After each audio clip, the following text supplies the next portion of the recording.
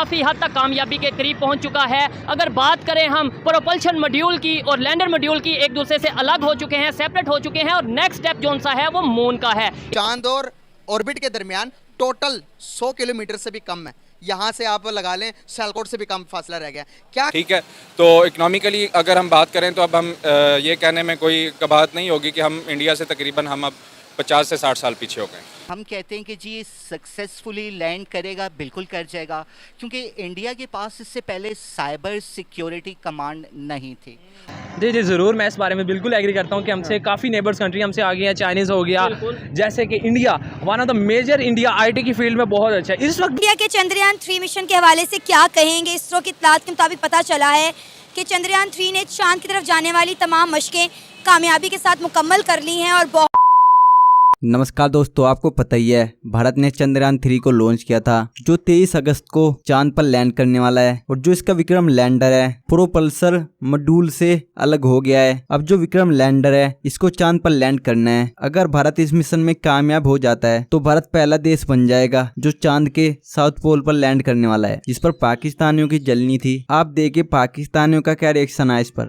थे आपने सुना होगा चंद्रयान 3 के हवाले से मिशन मून उनका जो है वो काफ़ी हद तक कामयाब होता नज़र आ रहा है। क्या समझते हैं वो लोग टेक्नोलॉजी में कैसे आगे चले गए? वो लोग आईटी की फील्ड की अगर बात करें या आपकी फील्ड की बात करें, वो कैसे आगे चले? पहले तो ये बताएं, एग्री करते हैं कि वो आगे हैं?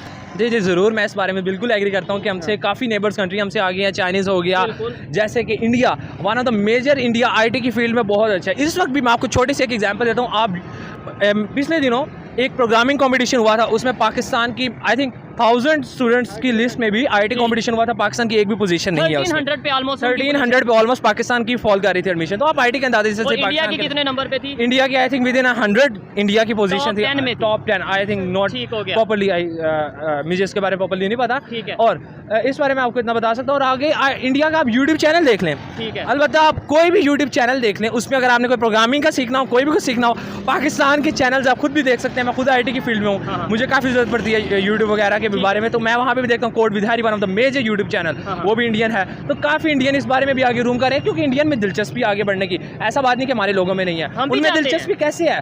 बेसिकली उनके इंस्टीट्यूशन है, one of the major institution, past हो गया, कॉमसेट हो गई, प्यास हो गया, नस्ट हो गई, और उसका पंजाब यूनिवर्सिटी एक बहुत ही अच्छी वेल डेवलप्ड यूनिवर्सिटी है, वेल मैनेज यूनिवर्सिटी है वो भी।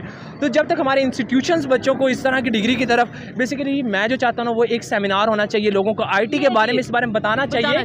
आपने, मैं आपकी बात काट रहा हूँ, जो इन्होंने यूट्यूब की बात किया, मैं खुद जानता हूँ इंडिया के बहुत से ऐसे चैनल हैं जो एजुकेशन के ऊपर बात करते हैं, टेक्नोलॉजी के ऊपर बात करते हैं, एक्सपेरिमेंटल चैनल हैं कि जो एक्सपेरिमेंट करते हैं मुख्तलिफ किस्म के। हमारे यहाँ पे ये ट्रेंड ही नहीं आया, मतलब एक इन्वायरमेंट ही नहीं वैसा बना के ऊपर पूरी दुनिया की नजरें टिकी हुई हैं और जिसको पूरी दुनिया डिस्कस कर रही है इस टाइम। हम बात करने जा रहे हैं सर चंद्रयान 3 के बारे में। सर चंद्रयान 3 ने अपना फाइनल पड़ाव भी पूरा कर लिया है। सर जो विक्रम ऑर्बिट था, जो लैंडर है, मून के ऊपर लैंड करने के लिए उसने अपना सफर शुरू कर दिया। अलहदा भी हो गया इसरो से, अलहदा होकर लैंडर अभी अपने सफर के लिए रवा दवा हो गया। क्या कहना चाहेंगे? जो फासला है चांद और ऑर्बिट के दरमियान टोटल 100 किलोमीटर से भी कम है। यहाँ से आप लगा लें सियालकोट से भी कम फासला रह गया। क्या कहना चाहेंगे? इसरो यहाँ पर तो प्रेडिक्शंस हो रही थी कि इसरो तो कर ही नहीं पाएगा, जो जो पड़ाव करने चाहिए थे सारे पूरे कर लिए। क्या कहेंगे आप? Indian space research organisation, congratulation. पृथ्वी प्लैनेट से मून तक की जो डिस्टेंस है वो अप्रॉक्सीमेटली 3,84,400 किलोमीटर है। जी, जिसे सक्सेसफुली चंद्रयान 3 ने कंप्लीट किया है। आप देखेंगे एक ट्राई एंगल है जिसमें आप प्लैनेट को लेंगे, आप मून को लेंगे, आप सन को लेंगे। यहाँ पे ग्रेविटी पावर है और हम कहते हैं कि जी सक्सेसफुली लैंड करेगा, बिल्कुल कर जाएगा, क्योंकि इंडिया के पास इससे पहले साइबर सिक्योरिटी कमांड नहीं थी। वो हिंदुस्तान को आज हासिल हुई है।